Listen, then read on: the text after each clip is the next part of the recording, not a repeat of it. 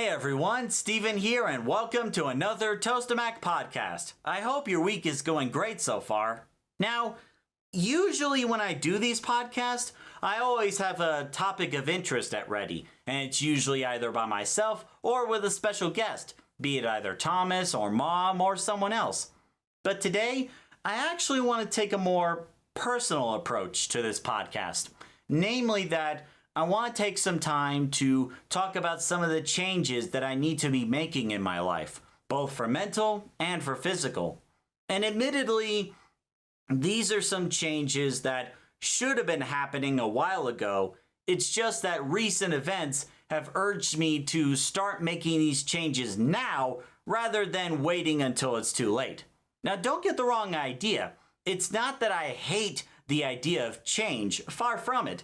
For a long time, I've been interested in the idea that at every moment in the world, things change. There are always new possibilities, new areas to improve, and that's what I usually look for in my years as a content creator. How do I improve? Now, let me explain where this desire to improve came from. Back when I was in grade school, back when I was a kid, I, believe it or not, did not have any lifelong goals or childhood dreams like, oh, all my life, all I wanted was to be an astronaut or a scientist, or for many years now, I've wanted a pony, and no, I don't actually want a pony, thank you. No, it didn't start with any of that. Back then, I was focused on three things: getting good grades to make mom and dad happy, hang out with friends, and discover more about myself and the world around me. See, during my grade school years, getting good grades for me was mainly to please mom and dad. It wasn't really that I was learning much in grade school worth value, except for some piano lessons here and there and some PE time. And it probably explains why I really suck at science and I'm not really good with history. I was more of a straight B student rather than a straight A student. But again, the grades were just to make mom and dad happy. And the other thing I was focusing on was, aside from exploring the world, was hanging out with my friends. Because I found that while I was with my friends, I was at my most happiest. I was on cloud nine. I was living the dream, making some good memories with my dear friends. And so long as I had them, I was content with just sitting back, relaxing, making memories with my pals, and letting life pass me by. I was content with that because I felt like as long as I had the people I cherish around me, that was all I needed. However, that started to change after high school, because after I graduated high school, I got to go back to my home state, California, which I was born and raised there for 11 years. I got to go back there as like a reward. And that was absolutely thrilling for me because when I was living in Maryland, my mind would usually go back to California. So when I heard about this reward of being able to go back to California, I was like, oh yeah, I'm all for it. Get to hang out with my old cousins and relatives again, get to go to some of my favorite places, maybe revisit my elementary school, do this, do that, all that stuff.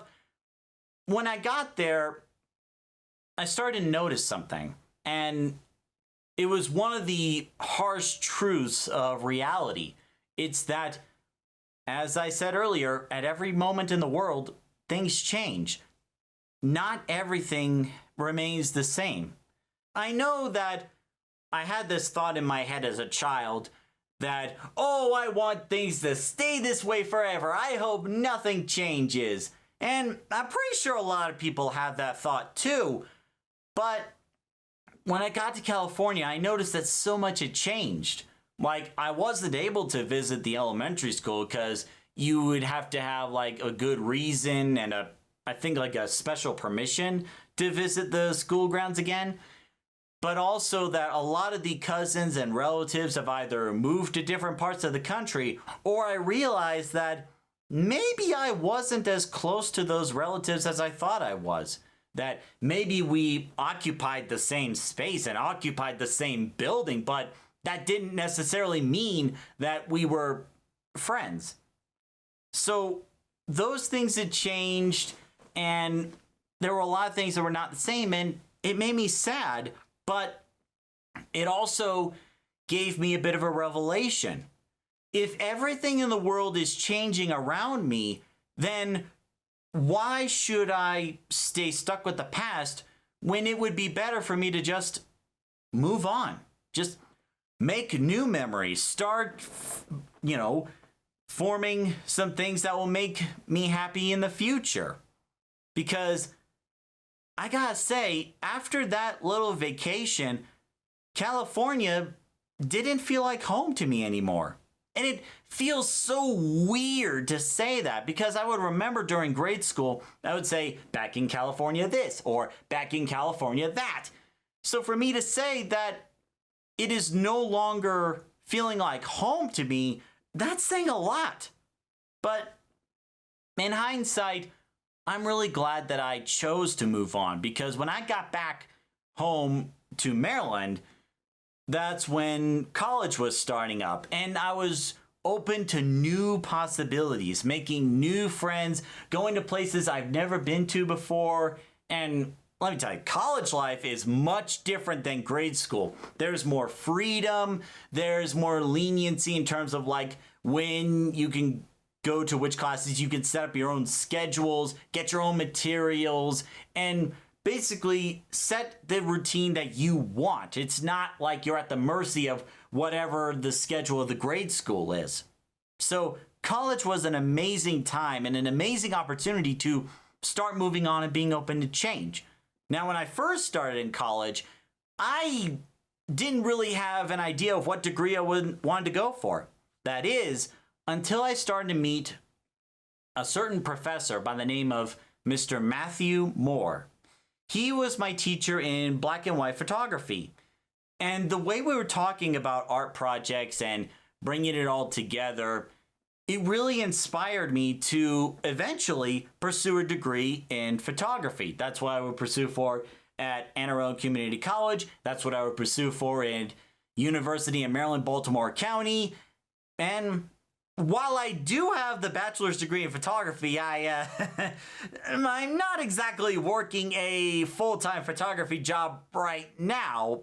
But what this did was that it opened the doors to new areas and meeting new people that I would never have met if I had not pursued this degree in the first place. Like when I graduated Anne Arundel Community College and went over to University of Maryland, Baltimore County, that was the point where I had to do the internship. That's when I became a freelance photographer for a group called the Umbrella Syndicate. And I gotta say, as not only an artist, but also someone who has autism, I believe that freelance photography experience was probably the most important piece of experience in my life that I could ever have, because it got me exposed to different kinds of environments, different kinds of mentalities from people, different levels of events like fundraisers, all the way up to private events, and so on and so forth. There were so many new things I got to try and experience. There were dog shows, there were music concerts, there were fancy fundraisers where people dressed up formally. There was, let's see, what else is there? There were art events in Baltimore, Washington, D.C. There was also, and I kid you not, there was a fundraising event in Baltimore where it was for the Kidney Foundation, right? So what they were doing was they were rappelling from a 50-story hotel, outside, mind you.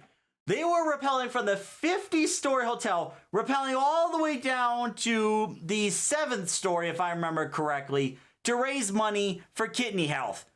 And trust me, no amount of video gaming in the world could make me forget that sight, because I was going all the way to the top because I was thinking, I could either stay inside and get standard pictures about different booths and the different attendees, or I could go to where the action's at and just really get the best pictures possible.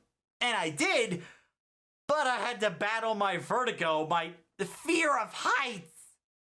So what happened was I get to the top and I'm positioned right next to the area where they let the people rappel down. And I was taking some side shots, and when I started to look down to where the ground and the 7th story was supposed to be, I felt this sense of dread. I felt like this pulling and tugging feeling, like if I leaned any further, I would just fall down, or God forbid, I drop my camera. And I was thinking to myself, hey, you know those harness things that you give to the repellent people? Maybe you can give one of those to me, just to be safe. But I digress. Getting that experience, along with several others like wine festivals, music events, stuff like that, really showed me that there was more to this world than the small little sandbox that I had created for myself. That there was more that was waiting for me outside of my comfort zone, my boundaries. So I'm very thankful for the experience I got as a freelance photographer. And I feel like for people that want to explore the world a bit and want to improve their socializing, I would recommend going to events. You don't necessarily have to be a freelance photographer. Just see what events are around and go there. See what kind of people you'll meet, what kind of avenues and areas that you'll be exposed to, and see what you think. I highly recommend it. So that was when I was learning about the importance and grew the desire to change and improve over time, to be open to new possibilities, because where back then new possibilities would scare me, now they excite me. I am very curious to what the future holds. So that's how I got to my desire to change and improve over time. Now, what drove me to becoming a content creator, and yes, my bachelor's in photography degree actually taught me some stuff that's relevant to what I'm doing right now. Go figure. What drove me to becoming a content creator was ultimately seeing other content creators on the internet. And these content creators were not big celebrity stars like Will Smith, Scarlett Johansson, or Dwayne "The Rock" Johnson. Nor were they millionaires or 1% people that were just living the dream, spending all the money they want. No. They were like me, people. They were people that probably came from nothing, created stuff they could truly call their own, and brought people together, creating communities. People from Rooster Teeth. There was the Nostalgia Critic, aka Doug Walker. There was Team 4-Star, and there were quite a few others. And as I was watching this stuff, at first I was entertained by them, but thinking about how they got to where they are today, I eventually began to admire them. And I thought to myself, these people are like me. And if they're able to make incredible content like this and bring people together, doesn't that mean that I can do the same? So that's what ultimately drove me to being a content creator. And I had to say, I am really thankful for the journey, the adventure that being a content creator has taken me. Although in more recent years, it has become a double-edged sword for me. And it shouldn't be. Allow me to explain. In recent years, especially when I moved from Maryland to Colorado, I felt like I was struggling more because I had to leave all the friends I made from Maryland, some of which I've known for over a decade, mind you. I had to leave those people behind and go to this whole new state. But also, there wasn't really anything set up for me there aside from a job transfer. I had to network from scratch again. That means sending out emails, seeing who would respond, and see where things go from there. Not to mention, around the time that me and my family moved here, there was a little something called, what was it again? Yeah, the pandemic, 2020 and 2021, all that stuff. It really took a nosedive, not just for me, but for the rest of the world too. Like, I've seen people in the workplace, they got more bitter over the years, more angry, or maybe more entitled. Things were not the same as they were before the pandemic. Although, granted, I wasn't really in Colorado for too long before the pandemic started, but it looked promising. But when 2020 and 2021 started, I started to notice a degradation of my mental and physical health. Because I have taken more mental days from my full-time job than I ever had when I was in Maryland. And that's saying something. Usually when I call out from work, it's usually because I'm not feeling well, or I'm sick, or an emergency came up. Back in Maryland, I never had to take a mental day because I needed a mental day. Whereas I had to quite a few times here in Colorado. And in terms of my content creating stuff, that eventually became not only my personal project, but it also became a coping mechanism.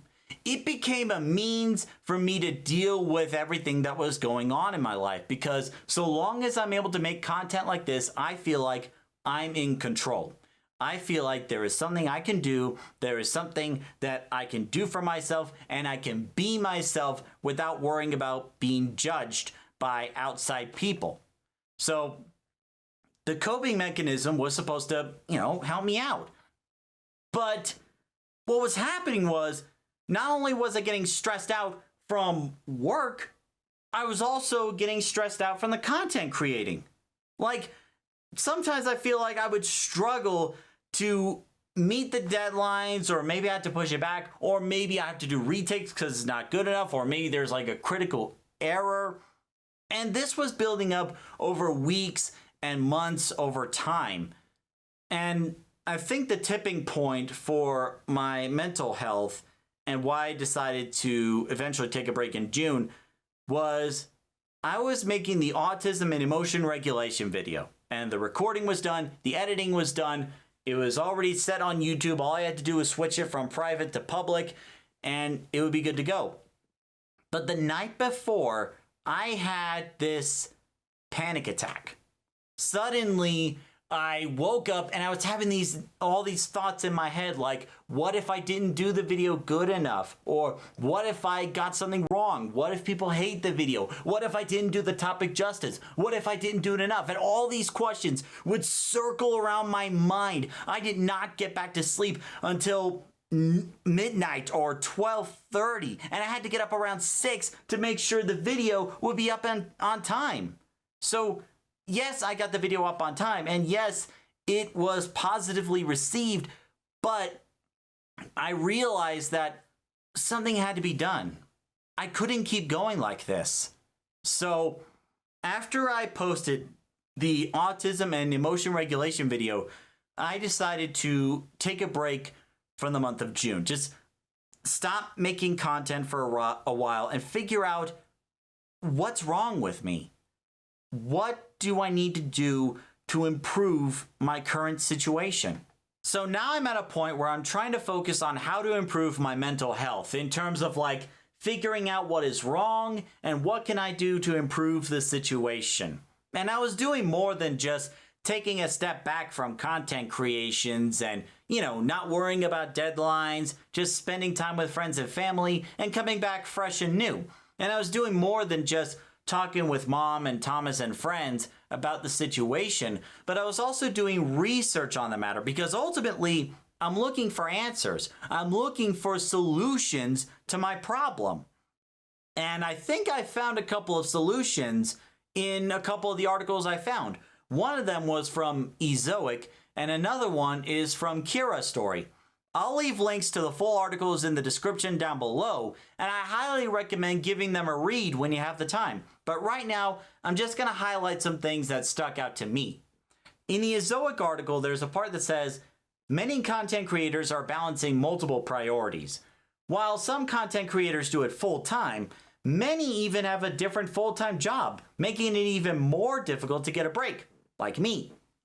When we're constantly working towards goals, but not pausing to even appreciate how far we've come, what are we really working towards?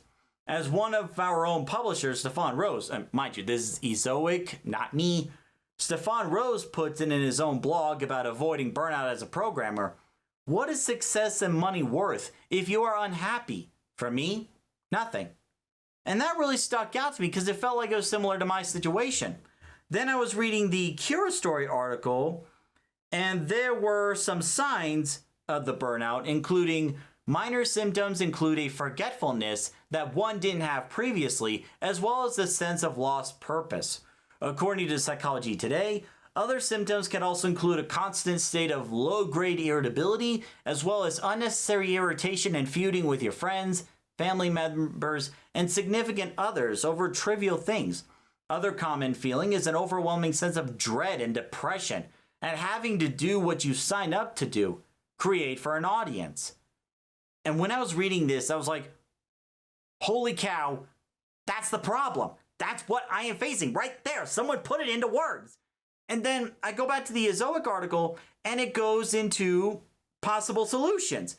And when I read into the solutions, I feel that they start to make sense. It feels like it's something that can really help me out. And some of it is simple stuff that I could just do right now. Like setting boundaries, don't be afraid to say no.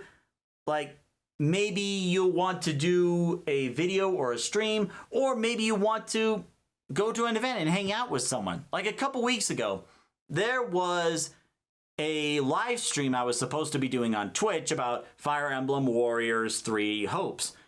But around that time, we were having relatives over, like a couple of cousins that live around here and a brand new neighbor, which I gotta say is like, this neighbor is like a 1 in a million chance because there was so much that me and this neighbor have in common. So I had to choose between, do I hang out with the cousins and new neighbors, potentially making new friends, or do I do a live stream where not many people are going to watch it? Tough choice. So I eventually chose to hang out with the cousins and new neighbors because I felt like I would get more socializing there than I would during the live streams, because honestly, there's not many people watching the live streams, at least live. I noticed there are more view counts after the stream, but not during. So I made the choice to socialize with people I know that are going to be there rather than streaming and hoping someone shows up.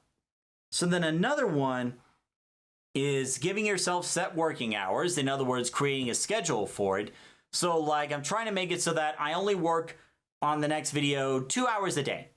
So that way I'm not overwhelmed at certain days or like forgetting to work on it on other days. That way I'm not struggling to meet the deadlines. I can just work at it at a steady pace and release the content when it needs to be released. Then the other one, which I didn't really think too much about before, is unplug. The average American adult spends over 7 hours a day looking at digital screens, according to Business Insider. One of the biggest challenges cited for people who work from home is shutting off in the evenings. Now, that doesn't really apply to me because I don't do remote jobs. First, like giving yourself set working hours, unplugging makes sure you stop working and don't get sucked in. It also gives your eyes and the rest of you a break from screens and uncomfortable working positions. In the long term, spending too much time looking at digital screen hurts your physical health and mental health. Excessive screen time can give us issues with vision, headaches, neck, and back pain, and increased feelings of depression and anxiety. And I was thinking, holy cow, that's right up my book. That's right up my alley. Is this what I should have been doing this whole time? So shut your laptop, mute your phone, and get outside. Being hooked to your computer might be great for building your business, but give yourself permission to get up and get outside and get moving. The sun, sound, and movement tend to make us more relaxed and in turn ready to take on whatever the rest of the day has in store. And there's also calling friends and taking care of the physical health. I'll get to that in a bit. But I felt like I found the answers right there, and I found the solutions that I could be going towards, because up until now, I've been so focused on my full-time job and my content creating stuff that I haven't really made time to go out there and spend time with friends and family and meeting new people, just giving myself a break. And maybe if I stay off, or at least not get on social media as much as I am now, then maybe that'll improve my mental health and maybe improve some other things like maybe my vision and also not having to deal with the back pain, which I'll get to in a bit. So now I have solutions on how to improve my mental health, and I'm going to be working on that. So now comes the physical health. This is something that I'm going to be honest with you, I didn't really think I was going to talk about it as much in a video, let alone a podcast. But again, recent events have urged me to start making some changes, and I think talking about this now will help with this upcoming change, and that is my weight and diet. Now, this is an issue I've been dealing with for years. It wasn't just recently, although recent events have made an effect. This was years. Back when I was in Maryland, I actually weighed, wait for it, 280 pounds. Yeah, I was 280. And I kept telling myself, oh, I'll just lose that weight. Oh, I'll just lose that weight. But the weight kept piling and piling, and it wasn't going away. And it wasn't until my older brother came in and said, hey, I got this diet and exercise routine. I want you to try it with me. And I think if we both work at it, it'll be better than just one of us working at it alone. I was like, yeah, I'm all for it. I was not prepared for what Daniel had planned, because it was a very strict diet and protein shakes. Ugh. Really hope I don't have to do protein shakes again. But I digress. The diet meals were just the night before the week started. Daniel and I would stay up late and make multiple meal trays for the week where we would only eat that stuff, where it's just chicken and broccoli. And the chicken and broccoli cannot have any added sugar to it whatsoever. It cannot have any unnecessary factors into it. It has to be the nutrients and the low calories and nothing else. So at first, it kind of felt like a punishment to me. Like I was being punished for overindulging myself and eating too much. But I understood it was necessary because of how much I weighed back then. So it was torturous at first, but over time I started to see results. I started to lose 5 to 10 pounds per week. And then over the span of a few months, I saw drastic change. I saw that I was from 280 all the way down to around 220 in a matter of a few months. And eventually we did change things up a little bit where we could allow only one cheat day per week. And then Daniel started to add a bit of flavor to the chicken, like I think it was a different sauce or something. But at the same time, again, it could not have the unnecessary sugar and unnecessary stuff, but it makes the meal more tolerable to eat. So I was very happy with the weight loss. In fact, I made a video about it a long time back because I was so happy. Then we came to Colorado and the pandemic came. Of course, with the pandemic, a lot of places were shut down. A lot of events were shut down, which was part of the way I was going to promote my autism stuff. And there wasn't really much to do. And I'm going to confess right now, I kind of let myself go a little bit in terms of the weight. And I'm not saying like all the way up to 280 again. No. I was at 220. And during the 20 and 2021 event, it looked like my weight went up to 230. At first, I didn't really think too much about it. And I realized that I'm not the only one in this issue, because according to WebMD, nearly half of US adults piled on excess pounds during the first year of the pandemic. making a national obesity crisis even worse. And according to a study that was done by Kubchandandi, if I mispronounce your name, I apologize. He surveyed more than 3,400 adults and found that 48% said they gained weight during the first 12 months of the pandemic, March of 2020 to April of 2021. And according to this and another research, they found that the overweight people, the people that have gained weight, they were more likely to gain weight if they were overweight before the pandemic, or had children at home, or had depression or anxiety, or checked their body weight within the last 6 months. So it sucked, but it was good to know that I wasn't the only one in this boat that was sinking pretty fast. So I figured, okay, if I don't let it go past 230, if I just keep it around there, I'll be fine. But then a medical emergency happened. In June, I took a COVID booster shot because I was trying to go to the event in Texas, RTX, and I made a podcast for that already. And throughout the time between the booster shot and the event and afterwards, I was still in pain. I was under the impression that I was only going to deal with the muscle pains or the aches the day after I got the booster shot, which I did, and that was miserable. But throughout the weeks, the pain did not go away. Yes, I took some Aleve, I tried some Tylenol and ibuprofen, not all three of them together. I do not recommend that. I was just switching between them. And eventually felt like nothing was working. The pain was not going away. In fact, it was getting worse. To a point where, on a pain scale of 1 to 10, it was getting to 6. A constant 7, a constant 8. I was struggling at work. I needed a stool to sit down on rather than standing and walking around. But even that wasn't working anymore. Like, if I stood up, it hurts. If I sat down, it hurts. If I were to lay down in bed, it hurts. And I think the breaking point for me was I was going in the hot tub and thinking, some heat will help with the muscle aches. But I found myself struggling to even get out of the hot tub. Like, step by step, it was excruciating pain. I couldn't even answer Mom's questions. Like, please don't ask me questions while I'm in so much pain, because I didn't want to yell at her. I didn't want to say something I was going to regret later.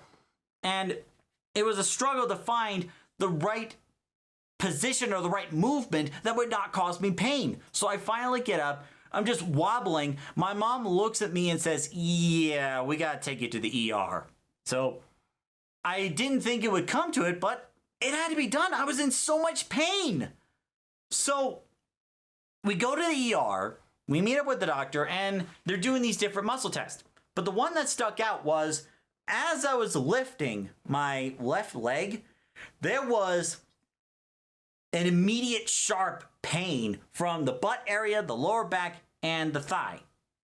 So what the doctor concluded from that was it was muscle spasms and it was an issue with the sciatica nerve.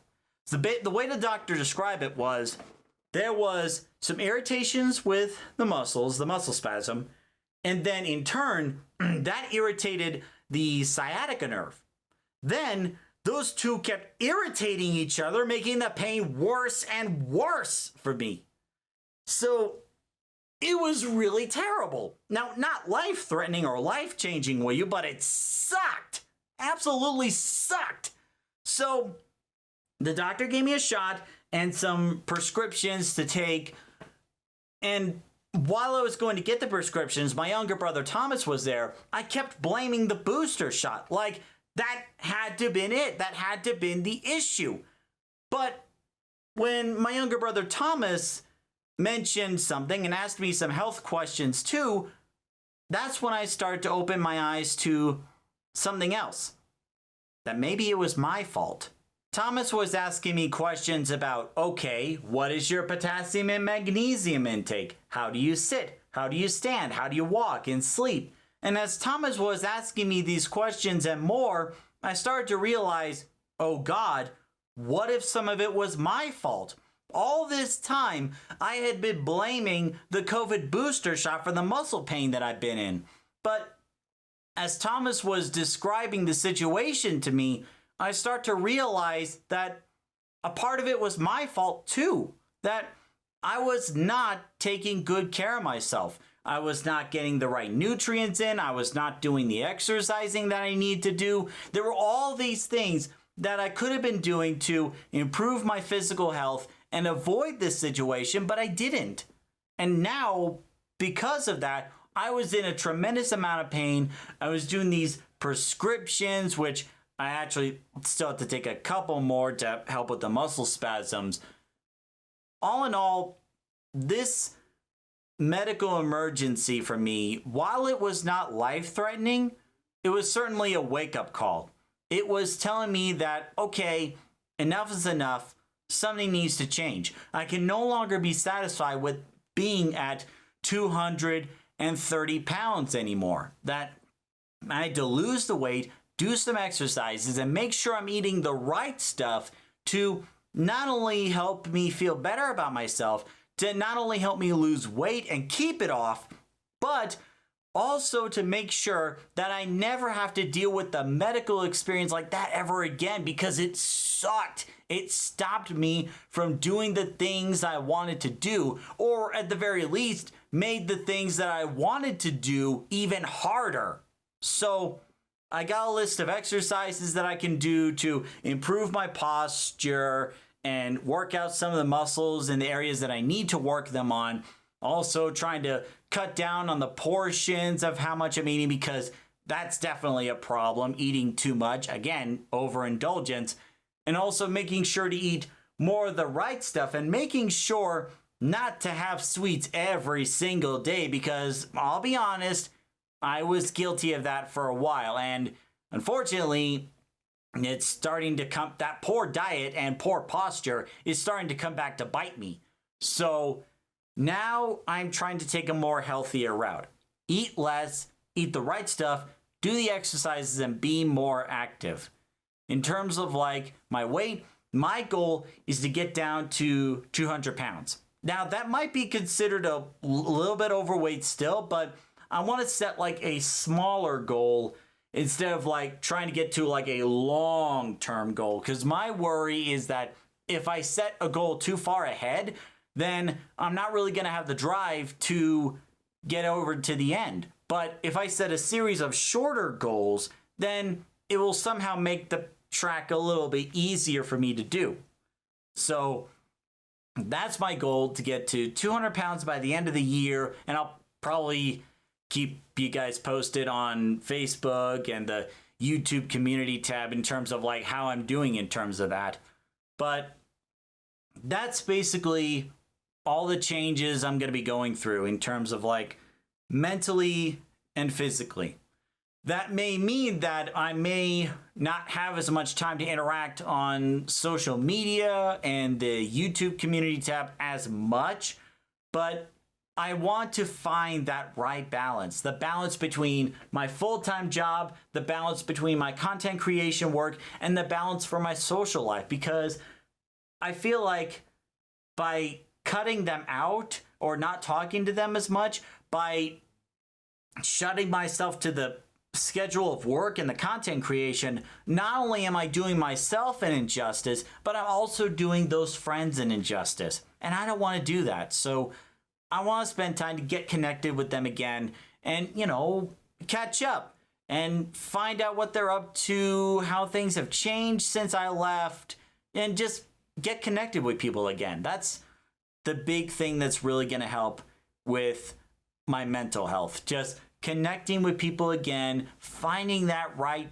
balance, and trying to make sure I feel good about myself rather than struggling to meet a deadline or meet expectations. And as for the physical part, I'm going to fix my diet. I'm going to work on a constant exercise routine and make sure I lose that weight by the end of the year. So that's my basic plan. And if you have any thoughts about all this or want to share some of your personal experience, let me know in the comments section below. I mean, I'm open about it right now. So, and trust me, it was not an easy choice to make.